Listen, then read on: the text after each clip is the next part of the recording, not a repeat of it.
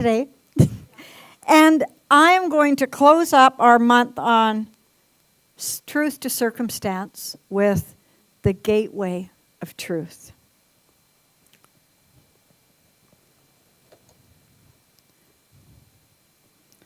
Thank you, Joanne. You're welcome. Thank you, Wendy. Okay, I don't want to start at the end.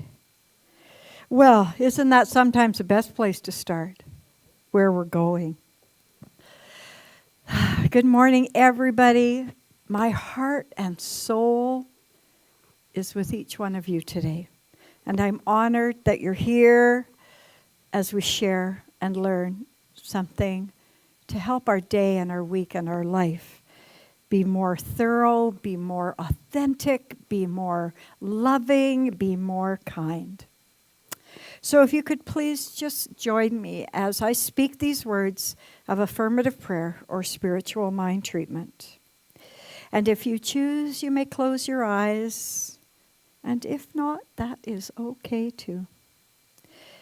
As with great gratitude, I affirm and know there is one Spirit, one Creator of all that is. I call God. I am an expression of the all-good, the all-God, youthful, vibrant Spirit. In this moment, at this center, in this heart, in this province, in this country, and in this world, I declare and affirm that life is a series of awareness, action, faith, and love.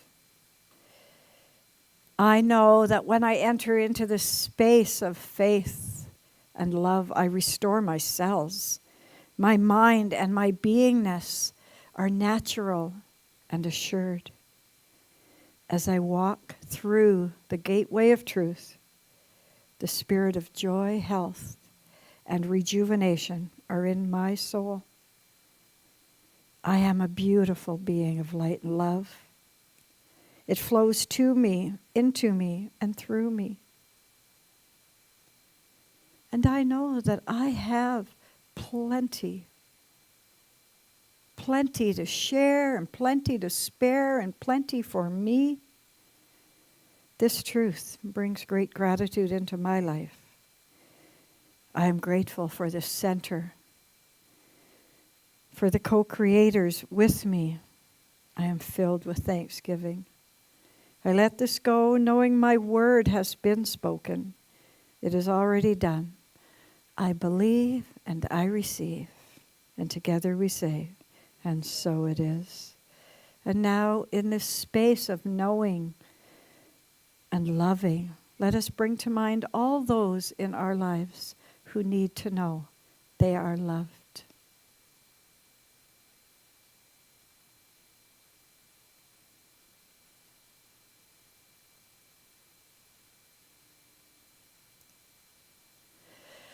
Thank you. Today I specifically hold Susan, Amelia.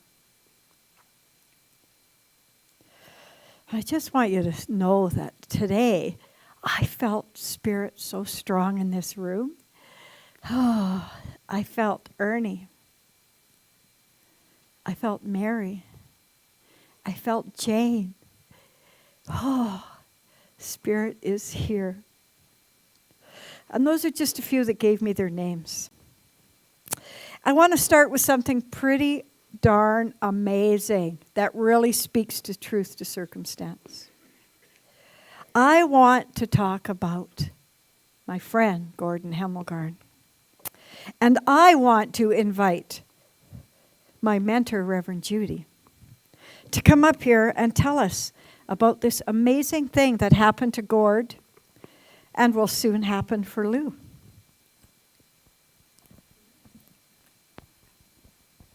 And I will say it didn't happen to Gord, it happened through Gord.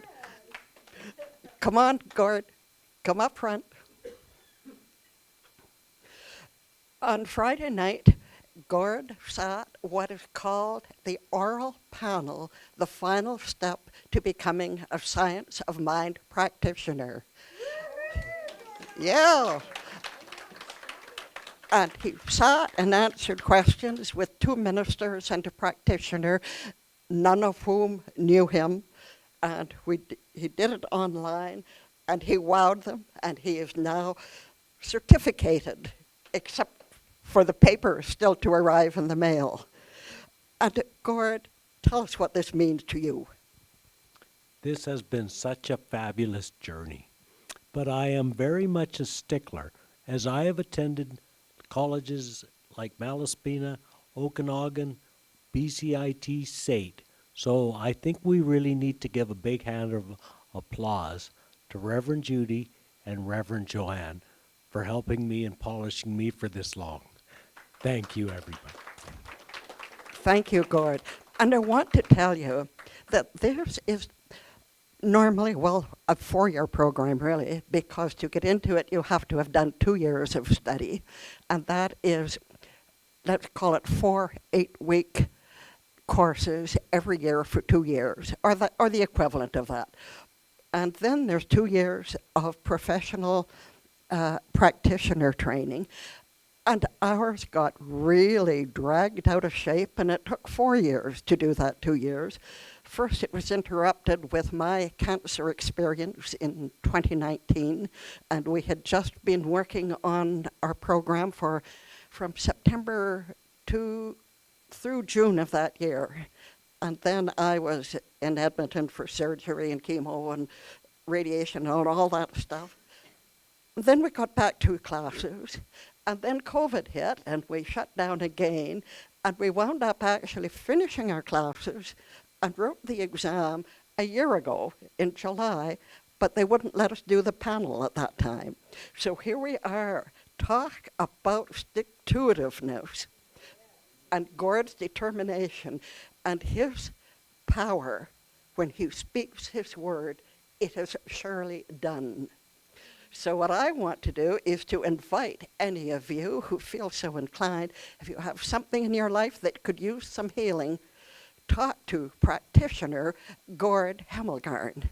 And we'll have news of the same kind probably within a week or 2 weeks about Mama Lou. So thank you, Gord. And let's celebrate Gord.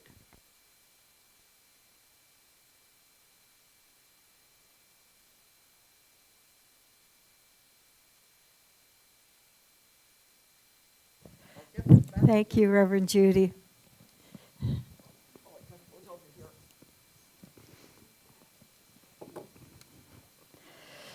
Well, that was pretty amazing. Shed a few tears over that, Gord. Okay. What's happening, Russ? We're all good? I know he had to move the cameras. I never tell him. You just have to read my mind. So this week we're going to end our whole month. It was called Speaking Truth to Circumstance. And our yearly theme to Living Out Loud. So not only do we want you to know that your truth is not your circumstance, we want you to tell everybody that listen to you what you know, that you know, that you know. So I think that's what we're called to do. We're called to reach for our truth.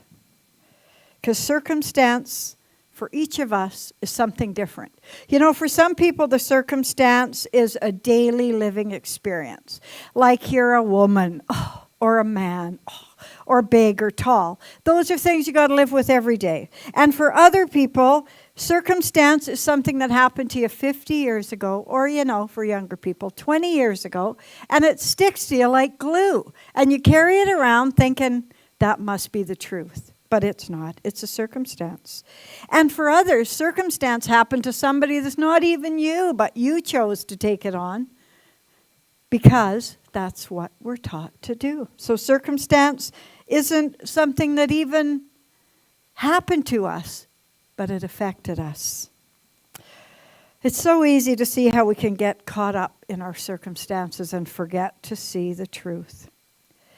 But I want every one of you to know you are not your circumstances. You are divine. You are love. You are light. You have a purpose.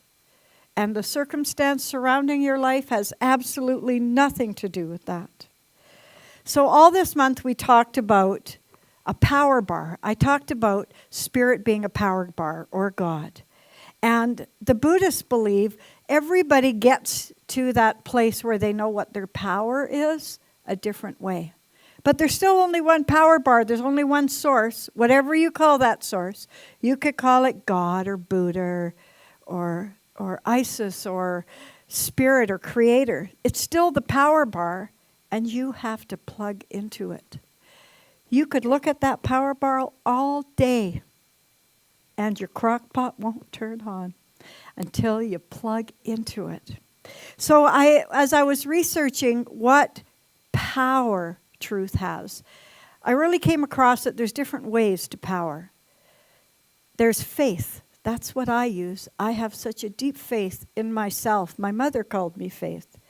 So I reach my power and my truth through faith.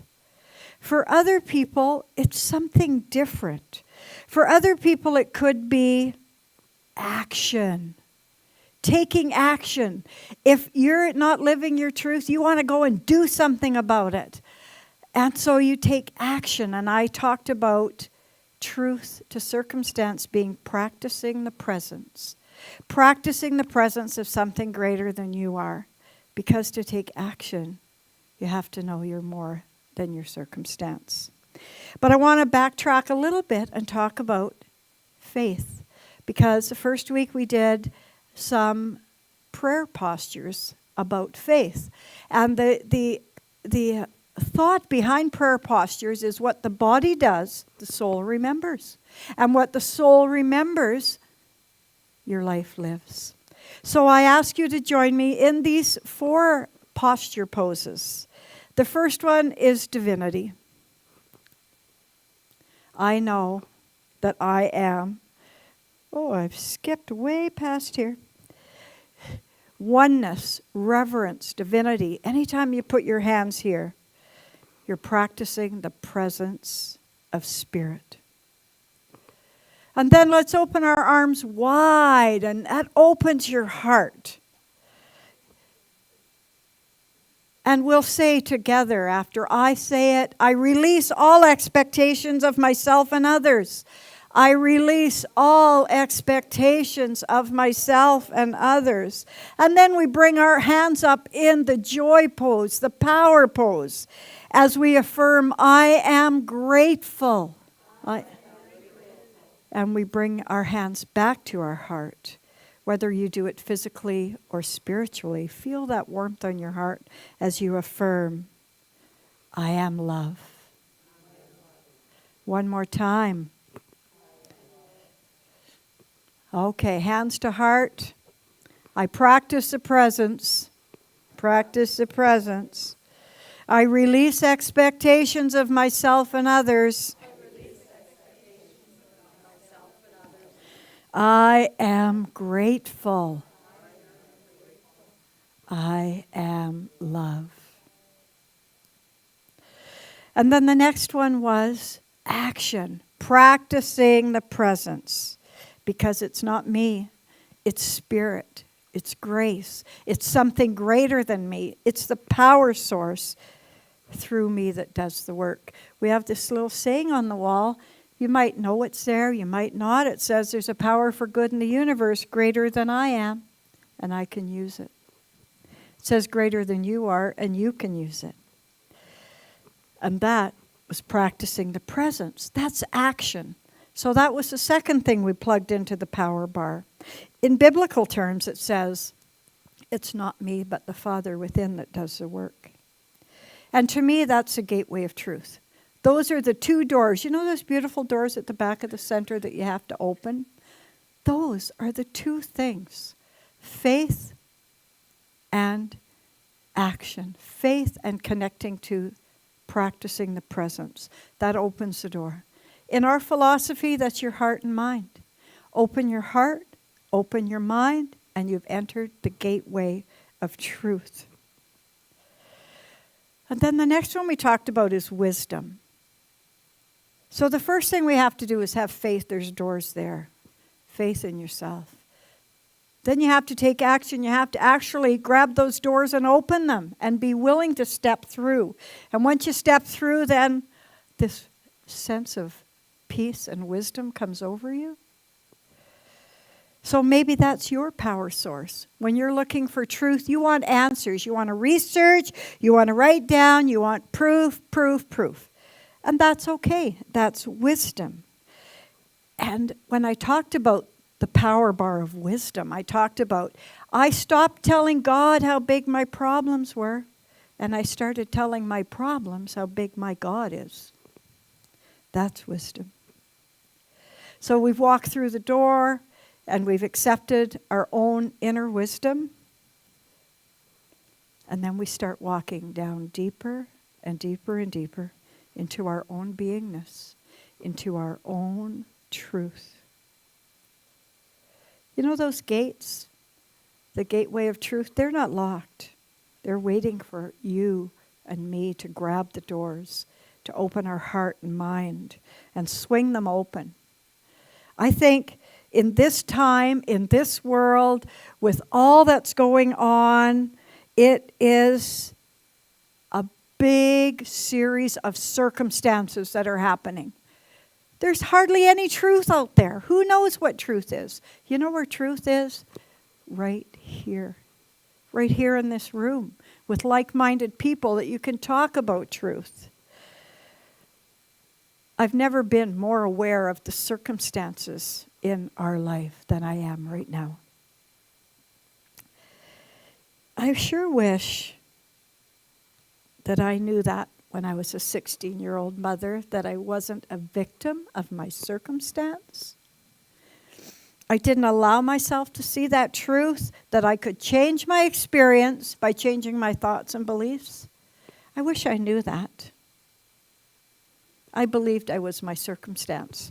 I believed that all these doors of opportunity were closed to me because now I was a mother. I couldn't go to school and on and on. And society tells you that too when you're young and single. Because every door was closed because of that word again, circumstance. But that wasn't my truth. My truth was I gave birth to a living, breathing, beautiful human being, and I took him home. And now he's 50 years old. And I'm so proud of him. And that was my truth. For so many years, I walked around wearing this shroud of circumstance. I let people put me down because of my circumstance. Then I came here and found out circumstance isn't truth. This whole place is built on truth. And oh my God, when I was just writing that, when I was writing my talk, it kind of just comes through me. And when I wrote that, I created a life. Oh, I just got such a power surge, I had to go and reset the breaker. Because that was such an amazing thing to tell myself. And I know there's some teenage moms here that can really relate to that power surge. So I'm getting off topic. So now we have to talk about the last two things in the power bar, which are contemplation and meditation. Oh, they're a little bit harder, but they're not daunting. Contemplation is simply asking yourself a question. You ask yourself a question, what is mine to do? What is my gift to the world? What is my highest vision for myself? And if you don't know, I always want you to know that whatever you think your vision is, God's vision for your life is times 1,000. So maybe ask yourself, what's God's highest vision for myself, for me, and what is mine to do? So now I just ask you for a moment to just close your eyes and sit in stillness and ask yourself that question. What is my highest vision of my life?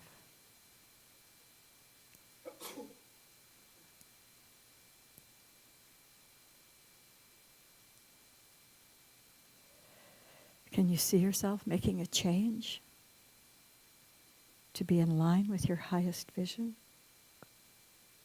Or are you already in alignment with your highest vision?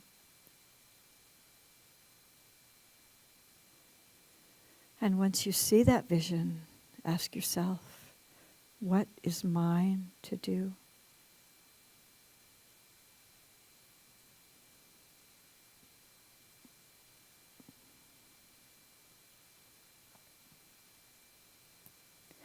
Okay, you can open your eyes. Doesn't matter if you didn't get an answer. You ask the question, that's going to percolate, percolate, percolate. One day, you're just going to be drawn to do something that's so amazing, and you'll think, that was it. That was God's highest vision. That was my highest vision. And you could ask the question, what is my highest vision?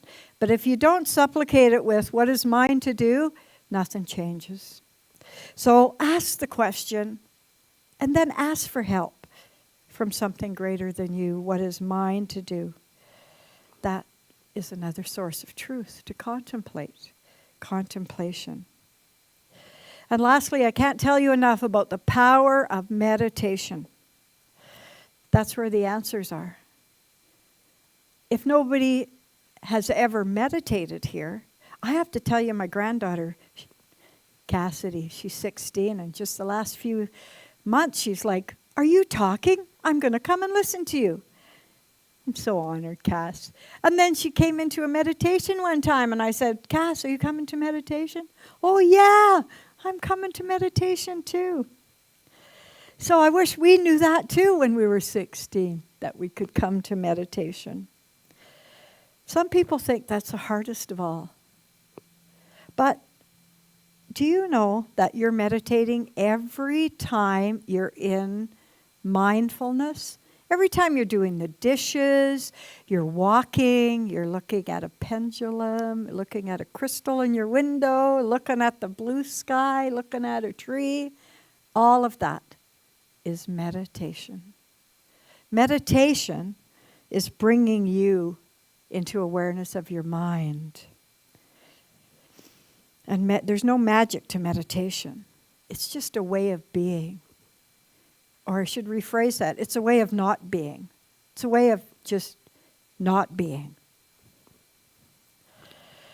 And that's where the answers are. So you can ask yourself a serious question, any question, and then start with practicing the presence, that there's something greater, and wait for an answer. But you'll never hear the answer until you sit in meditation. Sometimes the answer doesn't come in words. You know, like a skywriter across the sky. The answer is by a red car. I've never seen that written across the sky. So for me, I'm a real visual person. So the answers come to me. Sometimes in meditation, I imagine I'm watching a movie, and I see my life unfolding, and all the players come in from the side. For some people, it's a color. They say, oh, I didn't see that, but oh, I saw the most beautiful, exquisite colors surrounding this certain person or house or situation. For others, they get animals. Some people get a song. You know, I don't think there's one way to look at it. And sometimes if you don't get an answer, sometimes you could just imagine that you're watching the waves of an ocean lapping into the shore, or the tide going out, and that is peaceful enough for you to be open to the answer. And just like I told you when we asked the question and you didn't get the question, same with the answer. You can ask for the answer and you meditate and you don't get the answer. It doesn't matter. It's percolating inside of you, and it'll come in the right and perfect time. I think one of the greatest words written in the Bible about meditation are peace, be still, and know I am God. Peace, be still and know I am truth. And all those 5 things that I talked about, faith, action, wisdom, contemplation, meditation, those could be transformed into our 5 steps of spiritual mind treatment, or affirmative prayer, we call it, because it starts with God is. And you know what I have to tell you? Every time I was typing God is, it auto-corrected to goddess. I thought, that was great. So now, God is goddess to me. God is. I am. I know. Thank you. And I let it go. And when I was talking about a contemplation, another thing came to me that I didn't write down was that maybe what your question is, what is my intention? Because really when I was thinking about what is mine to do, I was thinking about my intention when I became a minister. My intention was to make sure everybody knew how to pray effectively. It's called spiritual mind treatment. And Reverend Judy taught us it's not about dialing 911. Help! It's about dialing 411. Can you please give me some guidance? Can you show me my truth? Because all the answers are inside of you. So it's about opening up to your own answers. So God is. I am. I know. And I'm thankful. And I let it go. So that's it in a nutshell. But more deeply stated, I want you to join me in this closing. Spiritual mind treatment, affirmative prayer.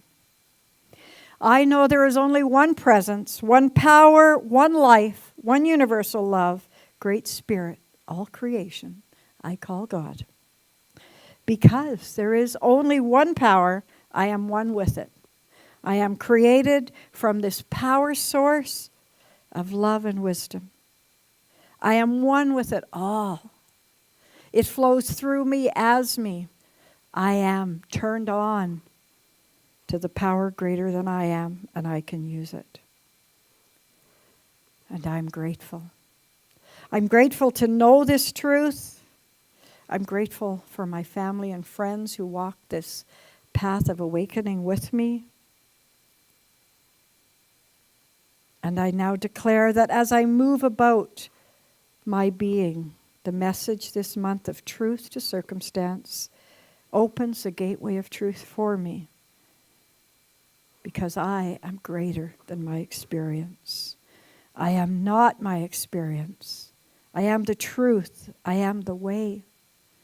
And as I open the gateway with faith and practice, I step into a place of wisdom, contemplation, and meditation. That is my truth. And I can do it.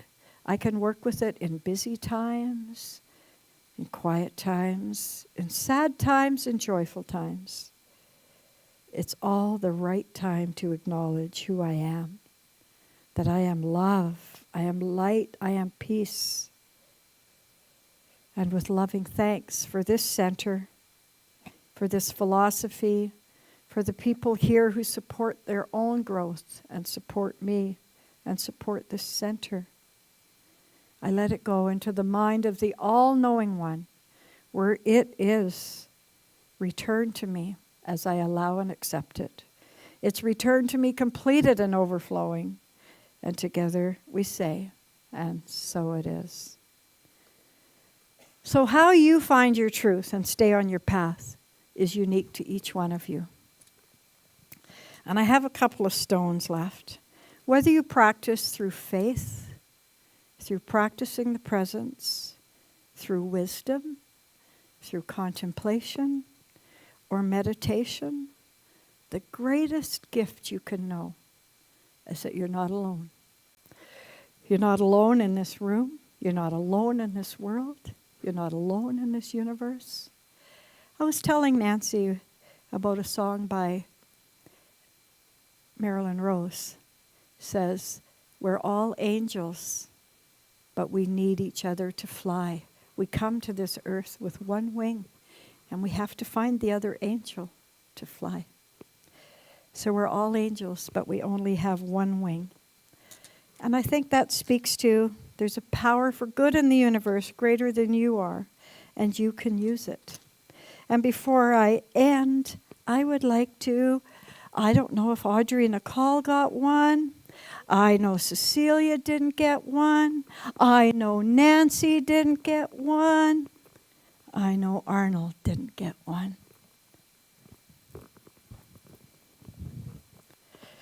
So it says on the front here, there's a power for good in the universe greater than you are, and you can use it. I know everybody must have one because I ordered 100 a while ago, and these are my last few. So however you do it, I want you to know that I honor you. I honor your path. I honor your truth. I honor who you are. And I want to thank you for being here today. I am Reverend Joanne Faith, peace and love, Boruck. And I wish you blessings beyond comprehension, as your truth is the presence of Spirit right now, right here, acting as you. Thank you.